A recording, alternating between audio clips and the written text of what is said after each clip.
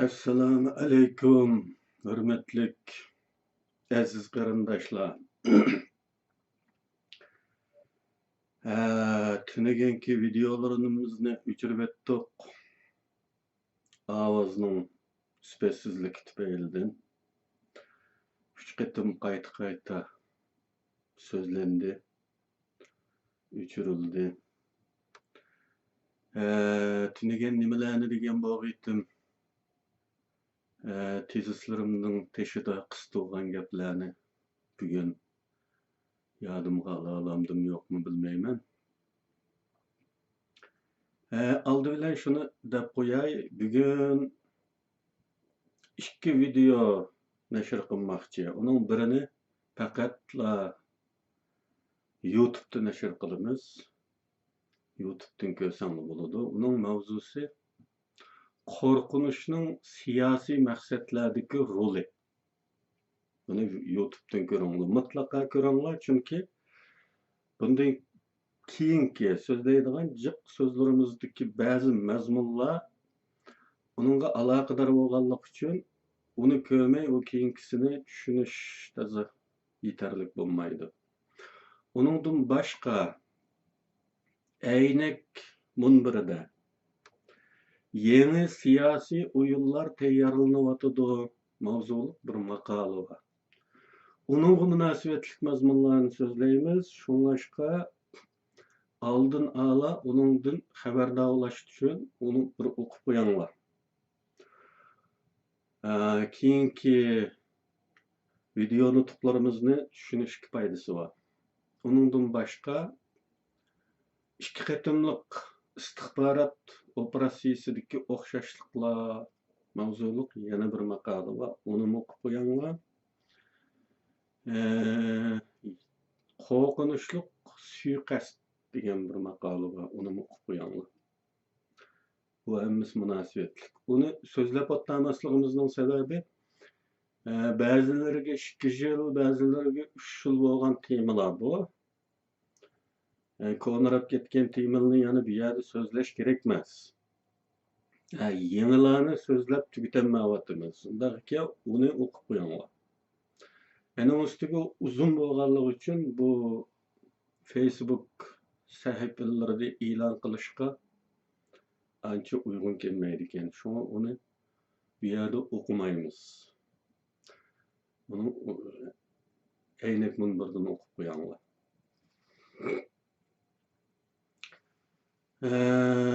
Bugun yana tekrar so'zlaydigan bo'ldik bu temani. Vaziyat qanday analiz qilinadi?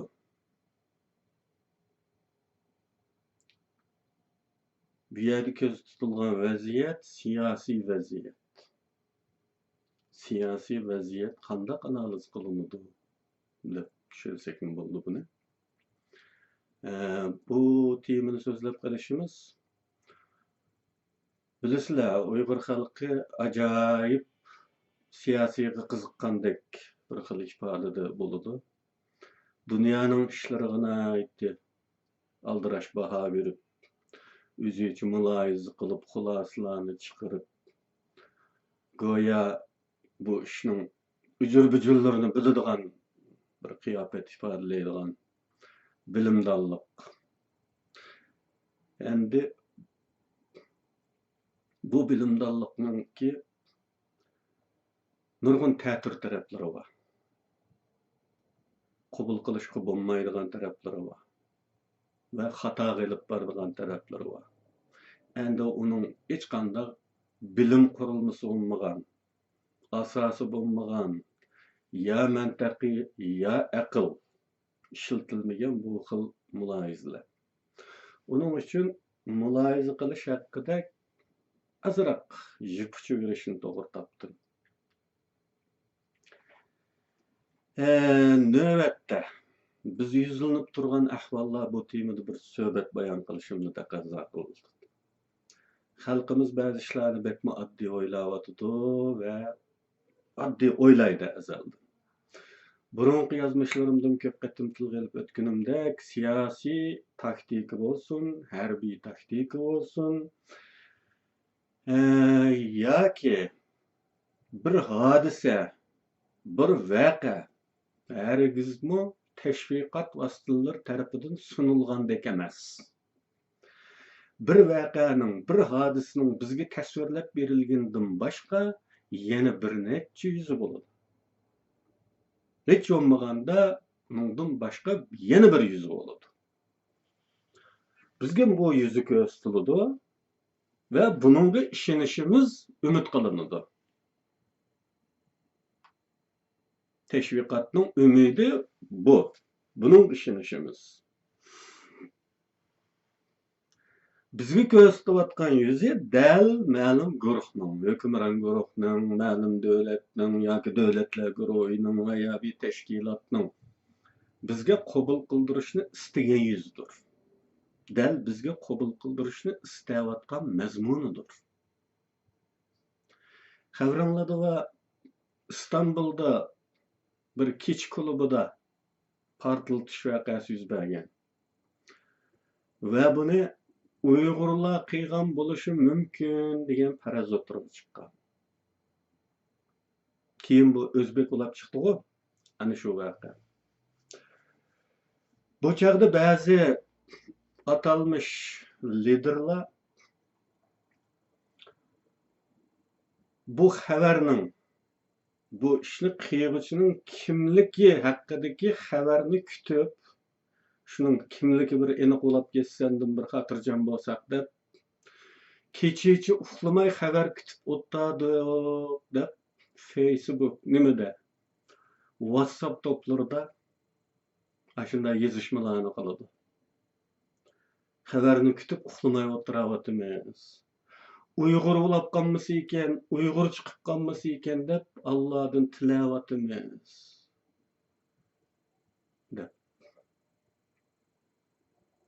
Şunu anlagandan keyin bu liderlarında davassa bunun bir çatığı bağışaydı. Uyg'ur chiqib qolsa, şunun bilan Türkiye hükümetinin Uyg'urluğu pozitsiyasi o'zgarib bizni yomon ko'rib qoladigan o'xshaydi degan bir vasvasa butun Uyg'ur xalqining orasiga yeyiladi. Hamma odam qo'rqaydi bundan. Keyin u o'zbek chiqib qoladi. Endi agar shu liderlarimiz o'ylagandek Türkiye hükümeti portlatquchining Uyg'ur chiqib qolish tufaylidan bu Uyg'ur degan eski ekan deb Uyg'urni yomon ko'rib qoldigan bo'lsa, u davlat bo'lib turolmaydi. U bir davlatning ko'rdigani, u sahnada rol olgan, u artistni ko'rmaydi. Uning ishi yo'q uning. U kim bo'lishi uning qat'iy nazari bu. O'zbek bo'lsin bo'ldi, Uyg'ur bo'lsin bo'ldi, Qozoq bo'lsin bo'ldi. Uning bir farqi yo'q bir davlat uchun. Davlatning aqtirdig'ini, davlatning aniqlaydig'ini, davlatning tadqiq qiladig'ini va bilishga tirishadiğini bu sahnada rol olgan odamning aqistiki rejissor kim? Planlag'ich kim? Mablag' solg'ich kim? Buni sahnaga chiqargan kim? Uning qiziqadi davlat degan. Sahnada har kim rol olishi mumkin. İxtiyoriy rol olishi mumkin.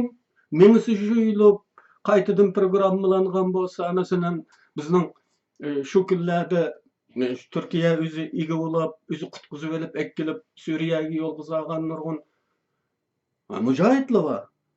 Ularning kallasi qanday? Ularning kallasi tamamen bu ishni qilishga yotqin, tamamen uygun bir ideologiya. Shulardan birisi qilishi mumkin. Uyg'ur o'zbek chiqib qoldi. Bundan keyin birisi qilishi mumkin bir Uyg'ur. Nima bo'ladi qilsa? Ishim bo'lmaydi. Türkiye hükümeti onunla qiziqmaydi. O perdining aqistiga qiziqadi u.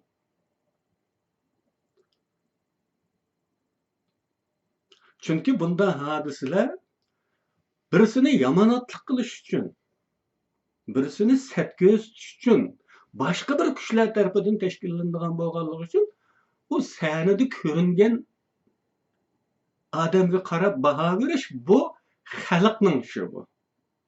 Haliqi biz ko'p qatim tilga olgan 98%i tafakkur qilmaydigan, anglatgan qillam ishonadigan, gazetdagi xabargillam ishonadigan, tashviqotdagi ishonadigan omma yoki xalq. Ama devlet onun ishonmaydi. Devlet aqistikini istaydi. Shunda o'g'achqa onun Uyg'ur bo'lib ketishidan o kadar esankirashning hech o'rni yo'q. Yana takrorlaymanki, istixborot metodi bo'yicha bir voqea yoki hodisaning kimlar tarafidan qilinganligini o'lchashda. Bu sendrolag'anni demayapti. Aqistik. Kimga eng ko'p foyda keltirdi degan savol bo'yicha o'ylaymiz. O savolni cho'rda tadqiq qilamiz. Va bu savolga javob topsak, buni kimning qilganligini tepib chiqqan bo'lamiz. Va bu metod ko'p hollarda xatosiz bo'ladi. Şuğunisi xalqimiz ba'zilarning qanchalik ko'p turib maqtashlarga qaramay, yanada o'qishga eng hurun quloq mollasi tipida bilimli bo'ladigan turdagi xalq bo'lgani uchun undaq bilimlarga tayinib, bundan murakkab bir masalani tushuna olishi bektas. Yomon bo'lgani bu emas, balki aşı xato tushunchisini eng to'g'risi musho deb olimg'imi, donog'imi, doyig'imi, liderg'imi gap bermay chingtirib olishidir. Bu xatoni chingtirish, xatoni davom qilish demakdir. Xatoning davom qilishi ziyonning davom qilishidir. Tuvanda men o'qishib ketadigan bir muncha misol orqali cho'ng vaziyatni tushunish bilan kichik doiradagi tushunish yoki o'ylashlarning farqini izohlashga urinaman. Bu nima? Bu ko'rayotganingizning nimaligini deb bera olamsiz? Cho'qimki deyolmaysiz. Chunki siz uning ichida shu anda. Yoki shuning ichidagi bir kichik nuqtani ko'ryapsiz. Bundaq bir kichik nuqtani ko'rib, umumiy vaziyatga baho bergani bo'lmaydi. Cho'qimki hamda bilasiz buning nimaligini. Nima uchun boya bilmadingiz, hamda biladigan bo'ldingiz buni? Xuddi ko'rilgandek, agar siz ma'lum obyektga bak yaqindan qaragan chog'ingizda bir butunlik emas, qismanlikni ko'rganligingiz uchun uning qandaq narsa ekanligini bila olmaysiz. Ya'ni har qandaq rasmni kompyuterda bak yaqinlashtirgan chog'imizda biz uning ichiga kirib qolgandek bo'lamiz. Rasmni tashkil qilish uchun nuqtalardan birini ko'rishimiz mumkin yoki bir nechini. Bu holda biz buningga qarab buning nimaligini qanday bila olamiz? Bu mümkün emas. Fakat biz onunla ma'lum yükseklikten, ta ki onun sırtqı çigirleri görünadigan aralıqdan qaraganda onun nimaligini bila olamiz. Xuddi hozirgi dalildagidek.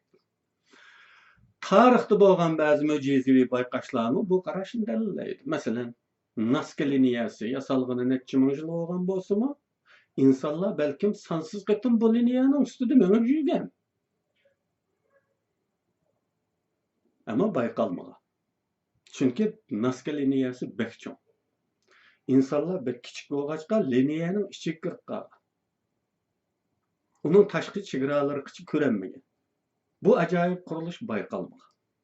Faqat aeroplanning kashf qilinishidan keyin Nazca'ning ustidan uchib o'tayotgan uchish tarafidan bayqalgan. Uchiqchi Nazca'ning u chet, bu chetlarga ko'ra oladigan yuksaklikda bo'lg'achqa buni bayqay olgan. Yana masalan, sizni bir o'rmonning o'rtasiga bir yerga tashlab qo'ysa, bu o'rmonning ko'lami qanchalik? O'rmonlik yuzi qanday shaklda? Qaysi yerlar qo'yuq, qaysi yerlar taqir? Qayerlarda olova, qayerlarda ko'l, qayerlarda to'pilib? Bila olamsiz? Siz faqat atrofingizni ko'ra olasiz. Bir qancha daraxtni. Bu o'rmon haqida bir xulosa o'tirib qo'ysangiz, xatolashsiz. Endi biz buni harbiy harakatlar orqali takror sharhlaylik. Ikkinchi dunyo urushida Germaniya sharq septiki urushga 2,5 milyon asker seferber kıylan. Urus sepi Baltık sahillerden ta Karadeniz sahillerine yakın yerlerge sozulgan. Belorussiya fronti, Ukraina fronti degan ikki cho'ng front aldingi sep. 1000 kilometrlab uzunlikdagi bir sep bu. Bundaq bir sepdiki bir askarni demayli qo'yaylik. 15 mi bo'lmasin, 105 mi emas, 1005'lar. 1005'i umumiy vaziyatni bilib turish ehtimoli bormi? 1000 kilometrlik sepda. 2,5 milyon askar var bir sepda. Bütün vaziyatni mümkün emas. Bazı yerlerde uçuraydigan qarşılıqlarning shiddetli bo'lishi tufayli armiya faqatla siljay olmay qolishi mumkin. Hatta bütün sürük mingliqlar qirilib ketishi mumkin. Buningga qarab, shu 1005'i urush vaziyati bizga foydasiz, chekinmasak ishimiz chatoq deb o'z beshiga chekinsa qanday bo'ladi? Urushning qarshi tarafidan bir misol beray. Sovet ittifoqining dunyo urushiga oid bir kinosi bor. Uningda bir general 1005'den nechisining beshi bir general Belorussiya frontining bosh qo'mondoni Marshal Zhukovga telefon qilgan bir detal bor. General Marshal Zhukovga yolvorib, askarlarning bekli qirilib ketgini, yo'qolish girdobida borligini, terajash imkonining qolmaganligini aytib, chekinishga ruxsat qilishni tilaydi. Lekin front qo'mondoni million kishilik armiyaning umumiy vaziyatini ko'rib turg'achqa chekinishga qat'iy ruxsat vermeydi. Hatta generalga tahdid silib qattiq xafa bo'ldi. Bu dashnamlar qarshi chorasiz qolgan general chekilmaslikka so'z berib, telefonni qo'ygandan keyin o'z o'ziga va yanadagi shtabis ofitserlarga men o'zimning qo'shinini ko'rib shunga qarab o'ylayman. Marshal bo'lsa bütün urush sepining ahvolini biladi, shunga ko'ra o'ylaydi. Balkim uning to'g'ridir deydi.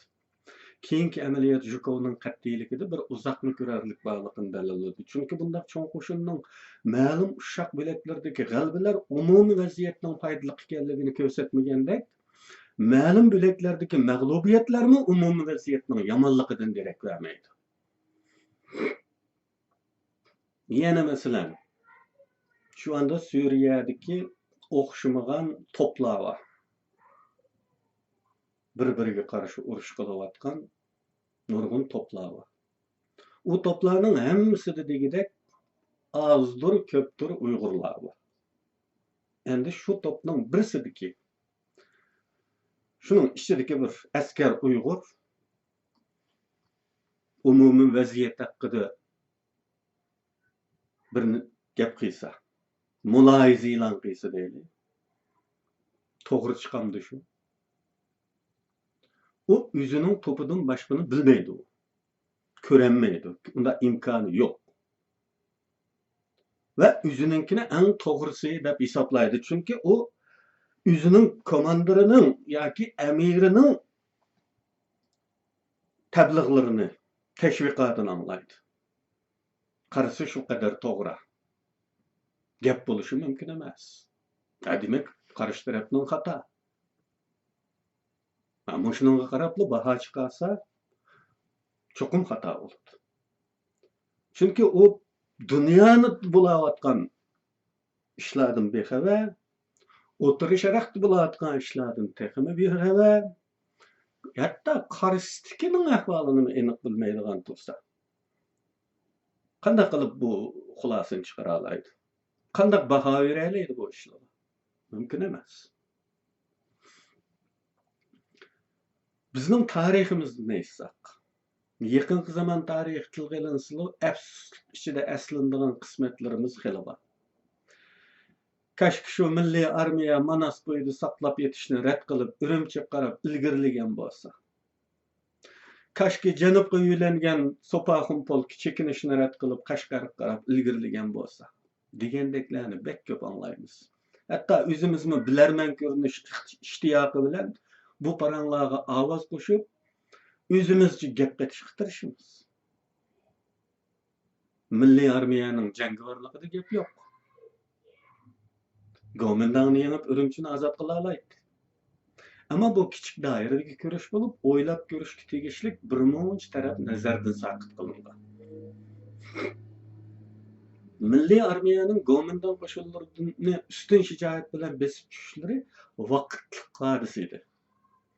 Chunki Gomindan hukumati o'z beshining g'imi bilan bo'lg'achqa bu tarafga yordamchi askar yevatishga holi yo'q edi. Milliy armiya sepida Sovet ittifoqi yordam yevatgan tajribali ofitserlar rol deydi. Biz duch keladigan shu savollarga javob bera olishimiz kerak bo'ladi. Agar Gomindan hukumati aromida bo'lgan, ya'ni kommunistlar tarafidan iskanjaga ilinmagan, ichkirida Xitoy tinch, hukumat sog'lom bo'lgan ahvoldami, yana biz ustun kelalayapmi? Agar Gomindan aromida bo'lish fursati topolmay, bizning ularni mag'lub qilishimizga sharoit yaralgan taqdirda hamma tuproqimizni ozod qilib olsaqla ish bitamdi. Kommunist armiyasi bo'ptilar. Bular ishini bitiribdi. Bo'ldi qilayli. Demdi yoki Gomindanning chala qolgan ishini kommunistlar qo'liga olib baribir bostirib kiramdi. Biz kommunist armiyasiga o'xshashli tetiy olamdik. Gomindanning 8 million armiyasini yo'qotgan kommunist armiyasiga biz tetiy olamdik. Endi ikkinchi tarafdan o'ylasak. Masalaning yana bir tarafidan Sovet ittifoqi yordamlarini to'xtatgan. Harbiy mutaxassislarni elib ketgan ahvoldami biz urushni davom qila oldik. Ya'ni bizning qurol yarog' ishlab chiqaradigan zavodlarimiz bormidi. Shu chog'dagi xalqaro cho'ng klimat qanday edi? Bizning mustaqilligimizga tarafdor cho'ng kuchlar bormidi? Bizning bugun kichikaygan siyosiy bilimdonlarimiz siyosiy tahlil, mulohizalarga faqatla hissiyotchilik Xitoyni qarash e'lon qilib kelmoqda. Haqiqatga yuzlanish haqiqatan qo'rqinchli. Chunki ko'p chog'larda haqiqat ochiq bo'ladi. Chunki haqiqat yolg'ondan ko'ngilni avundirish uchun ta'pilaydigan pozitsiyada emas, nim bo'lsa shuni o'tirib to'kadigan bo'lganlik uchun haqiqat ochiq bo'ladi. Yog'lama gap emas haqiqatdagi. U rost bo'lganligi uchun u xushal qilishi mumkin to'g'ri ba'zi chog'da, ammo xo'sh olmaydigan chog'imiz bo'ladi. Endi insonning psixologiyasida umuman aytganda bir moyillik qilib bo'ladi.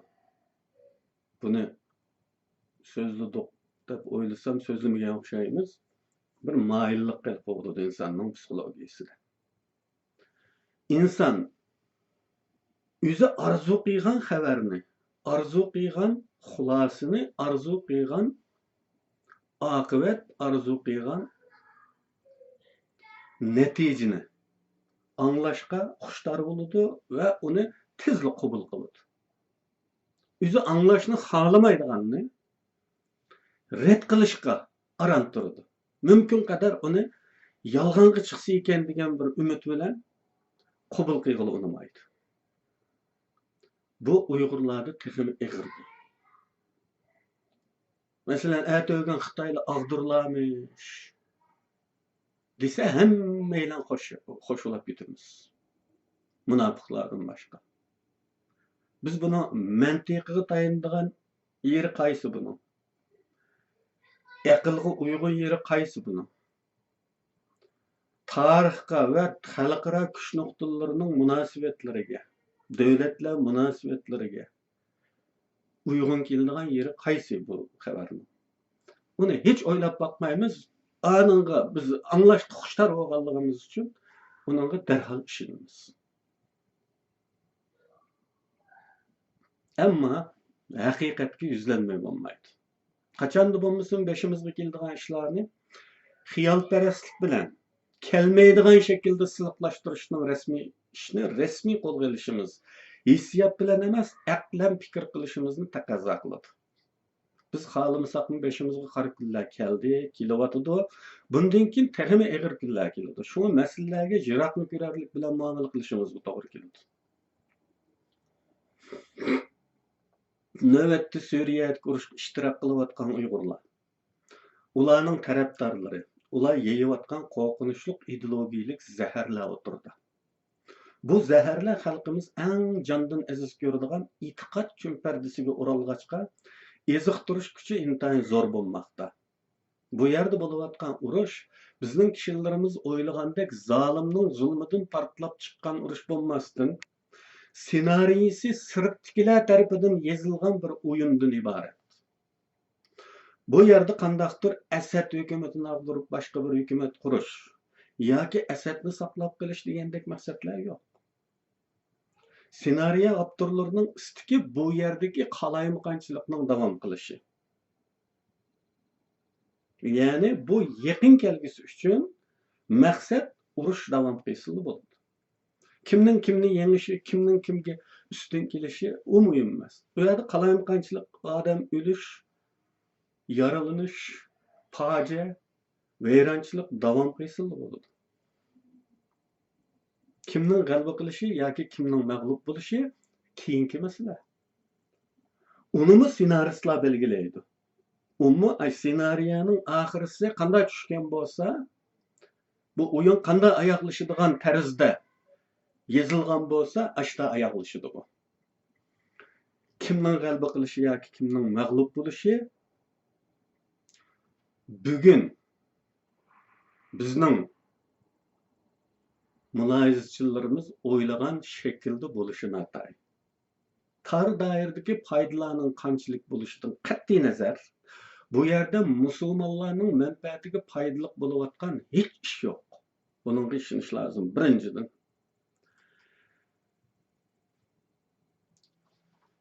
Oxirgi natijasimi ssenaristlarning ko'zlaganidek natija kelib boradi.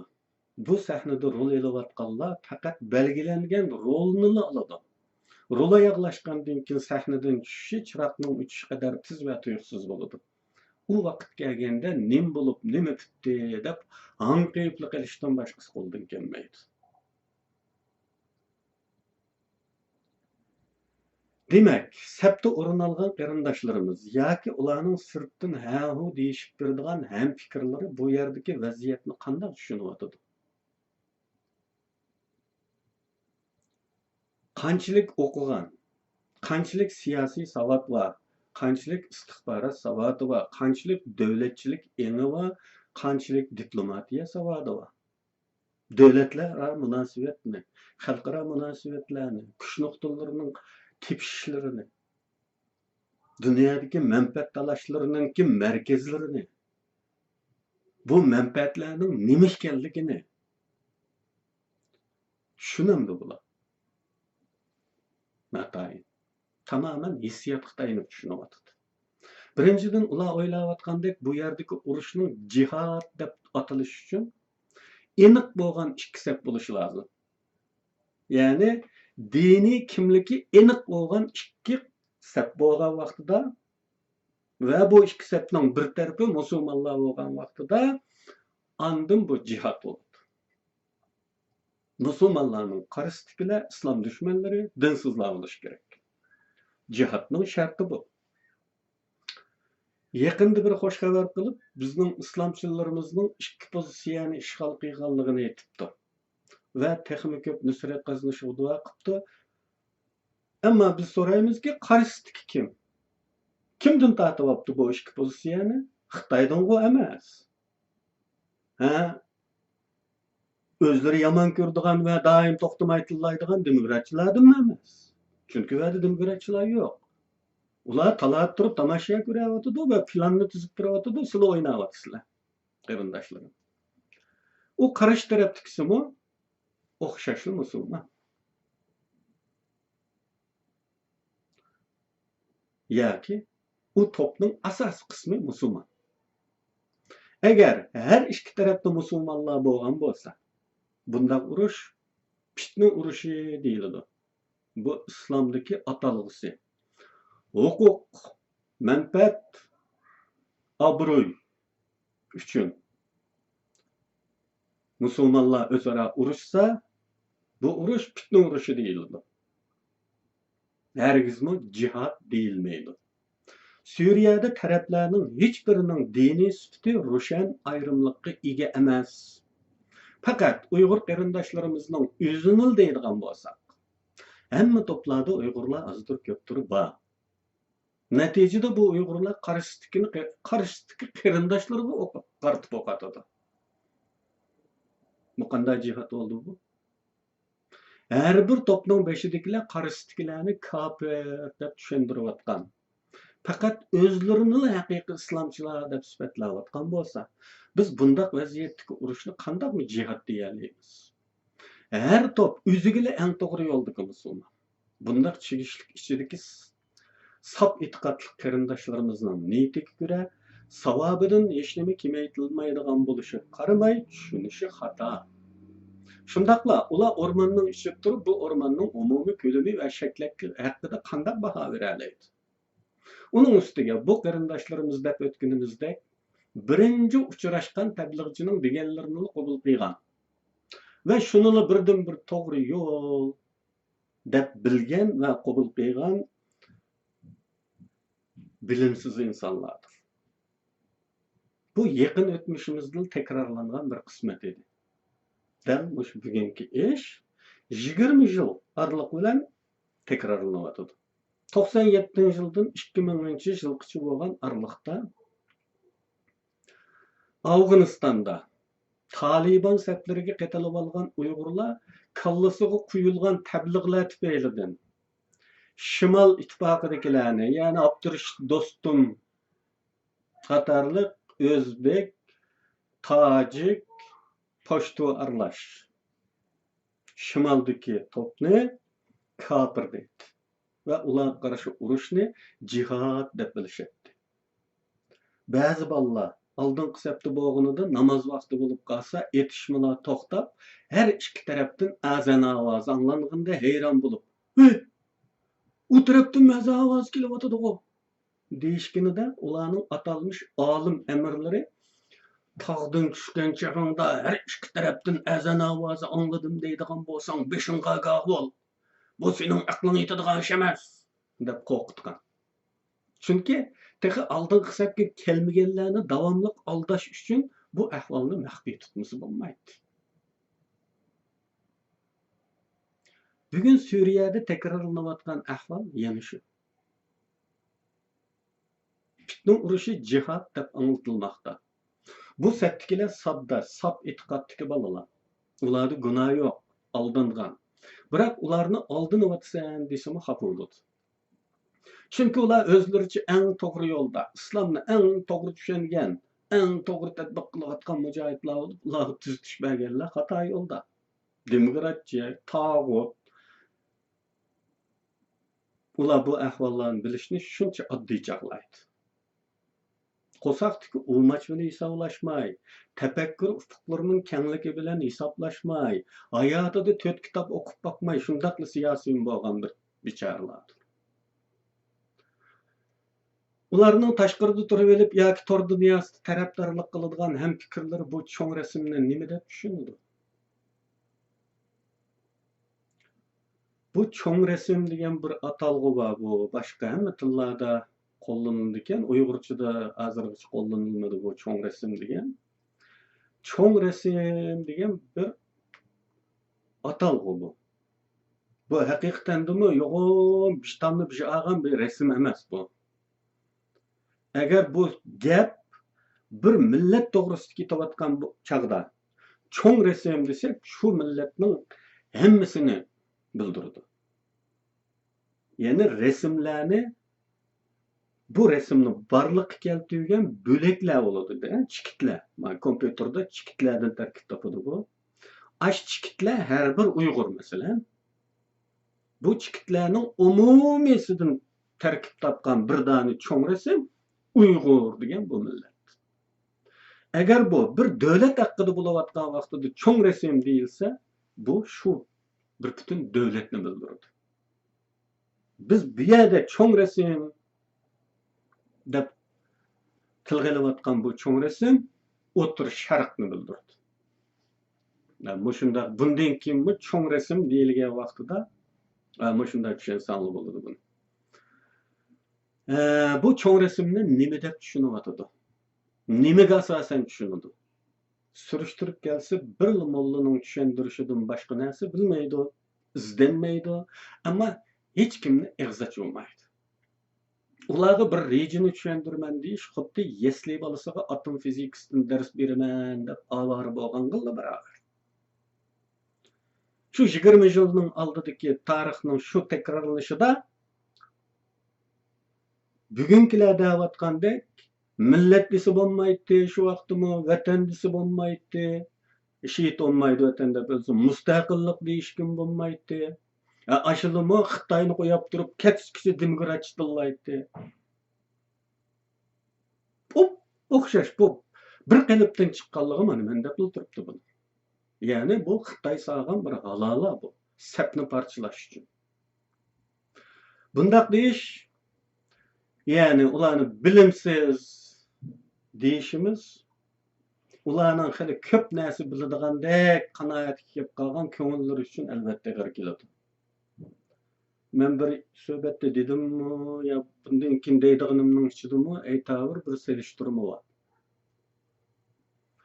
İnsan bilimsiz bo'lgan vaqtida az to'la bir narsalarni quloq orqali anglab quloq mollasi tipida az to'la bir narsa bilib qolgan vaqtida tefekkür boşluğunun taalluqi, tefekkür ufkuning yaqinligi tufaylidan qarasang bir daryoning leviga kelsang u tarafda qirg'oq ko'rinib turadi.